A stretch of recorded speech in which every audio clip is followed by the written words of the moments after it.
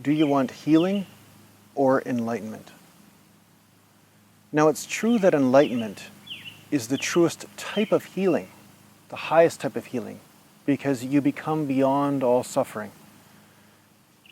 And when that happens, you start to bring this perfection that you've identified with into the physical reality, which may have a physical healing property, depending on how deep into the physical body you go with this realization.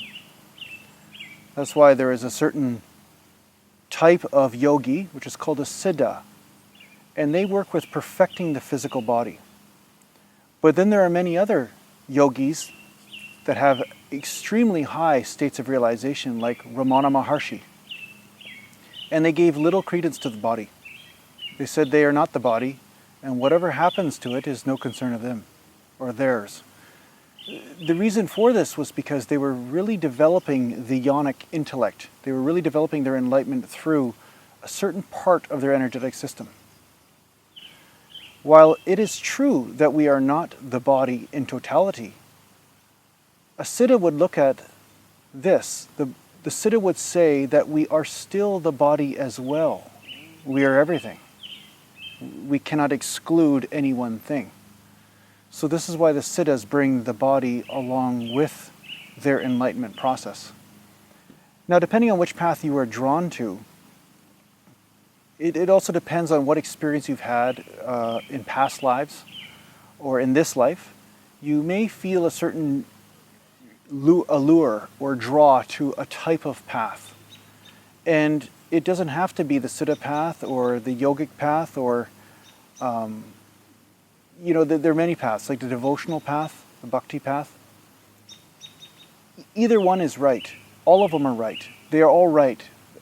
It's just a matter of which one resonates with you the most. Now, there is a common misconception in North America, and I'm sure this spreads further, that healing and spiritual phenomena and energetic healings and things like this are a part of the enlightenment process. Now, they can be a part of the enlightenment process. They will assist in allowing you enough comfort so that you can pursue your innermost depths in a deeper way. You can discover who you are in a deeper way. I mean, it's very hard to meditate amidst battle or starvation or disease. So in this way, healing can accentuate your enlightenment process. But it is not the enlightenment process in of itself. So when you go deep enough into any healing process, perhaps you will make the realization of the self and of the deepest part of you. But alleviating pain and symptoms is not the way to enlightenment. Now, I know this must be very disturbing for many people to hear, because so many of us start on this path to get rid of some of the pain that we are experiencing.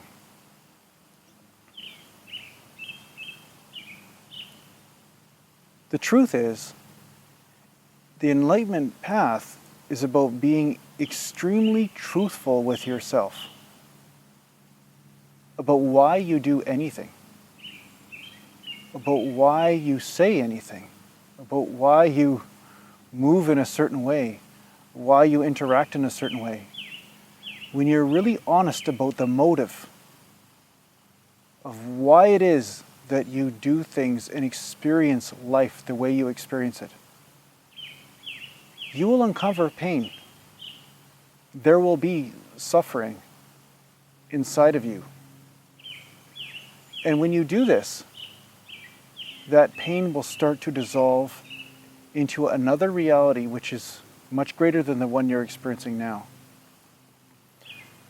So, to be perfectly clear about this, when you spend your life in avoiding of pain, you are actually avoiding your enlightenment process.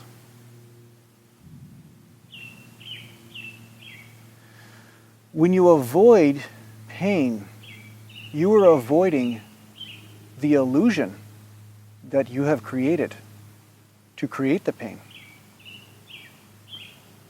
So this will continue forever until you see the problem with the way you're seeing the world, the way you're experiencing it. See, there is another thing that is causing a large amount of ignorance in our society. We have this misconception that when you feel something, and it is not the type of feeling that you choose to have in that moment, not the perfect feeling, the perfect high, then you will artificially create it. Now, the problem with this is, again, when you're avoiding pain, you are avoiding the enlightenment process. You are avoiding some part of yourself. So we have an extremely large problem. We have a society of addicts, alcoholics, sex addicts, food addicts. We have addiction everywhere. Because what people are doing is they say, well, I don't want to feel that. And then they immediately reach for a bottle. And because wine or alcohol is socially acceptable, they are delaying a process that could be moving much quicker than it is. They're choosing to numb away reality, numb away what they're feeling. And somehow they will get very angry with anyone that brings this to their attention. So they are choosing to defend their ignorance. Now, this is a person that is not ready for enlightenment. This is a person that wants healing, not in the truest way, but in the way that they want to just medicate away their pain. They don't want to get to the center of it. They don't want to realize why it's there. Now, over time, perhaps they will come to the realization that there is a root cause of this addiction. But unfortunately, the addictions have to become extreme before people really look at them. Now, enlightenment is about becoming free. Becoming free of all the things and all the motives that tell you you must act or do something a certain way in any one moment. You become free of the pain that is driving you to constantly perform for the ego's motives. If you wish to defend your innermost pain and the actions that are coming forth from it, then you might have to go into this behavior for quite a bit longer before you realize that it's not leading you to your innermost happiness. There's nothing wrong with that, but there will be some pain, an immense amount of pain in learning this lesson.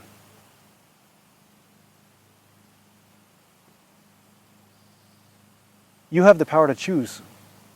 You can choose at any one moment whether you want to speed up your freedom or slow it down.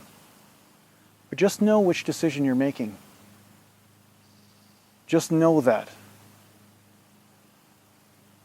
And then at least then, you'll gain wisdom from what your decisions are.